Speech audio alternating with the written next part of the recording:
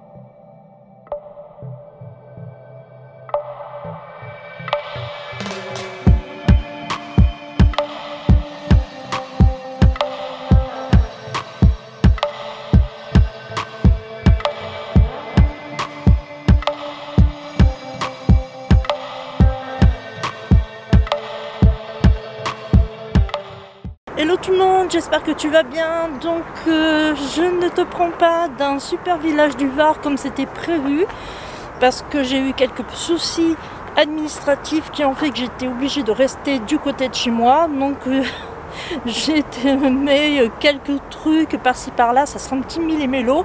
En fait ça va être sous forme de weekly vlog quoi du coup. Puisque je te mets donc dans cette vidéo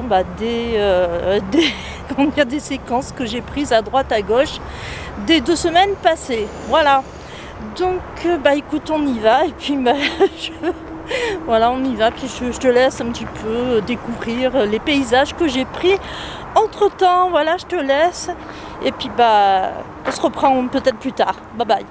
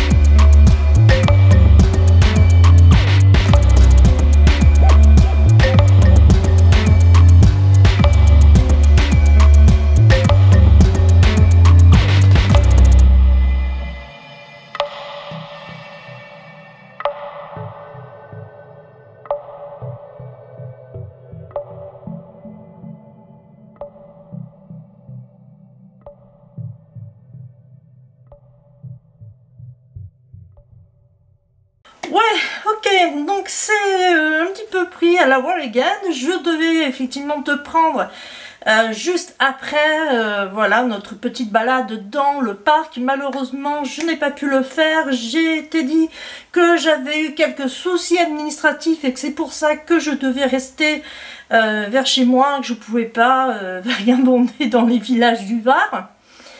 Et en fait, bah voilà, j'ai décidé quand même de te dire exactement ce qu'il en est de ces soucis administratifs, parce que franchement, c'est incroyable mais vrai, voilà. Qu'on se le dise, hein, on va pas se mettre des barrières, on va pas se mettre des œillères non plus, c'est vraiment incroyable mais vrai, mais voilà, c'est comme ça. Alors là, je m'adresse surtout aux personnes, et là c'est vraiment un grand conseil que je vais donner, je m'adresse surtout aux personnes qui sont au RSA, et qui ont envie de mettre un petit peu du beurre dans les épinards. Voilà.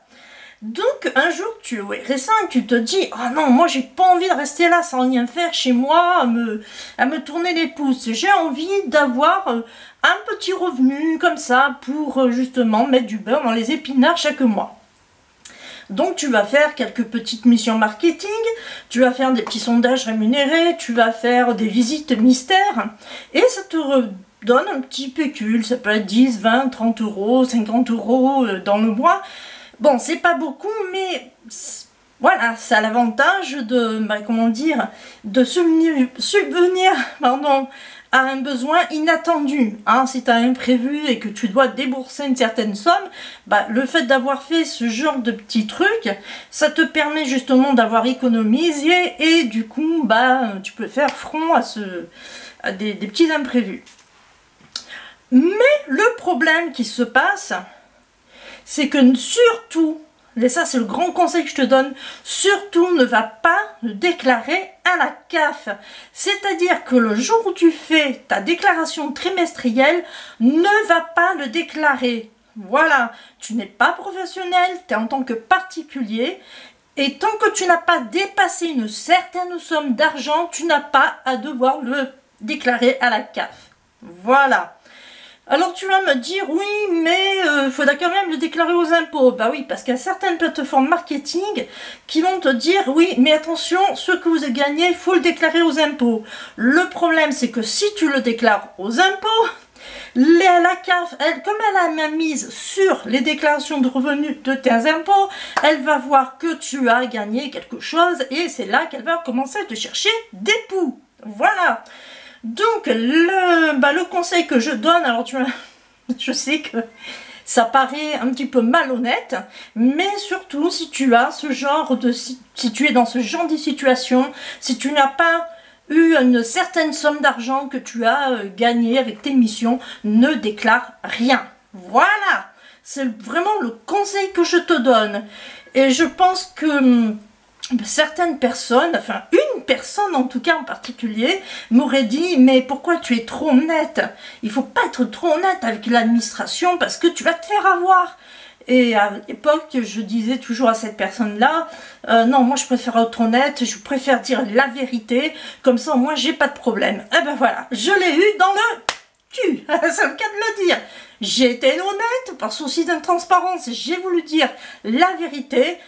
Et ça me retombe dessus, voilà, il me cherche des poux dans la tête, et ça va faire maintenant 1 mois que ça dure, et voilà quoi, et voilà, et du coup, bah ouais, je suis à la limite, c'est moi qui suis fraudeuse, hein, voilà, hein, j'ai déclaré, j'ai voulu être honnête, ben du coup, c'est à la limite, il ne m'accuse pas de fraude.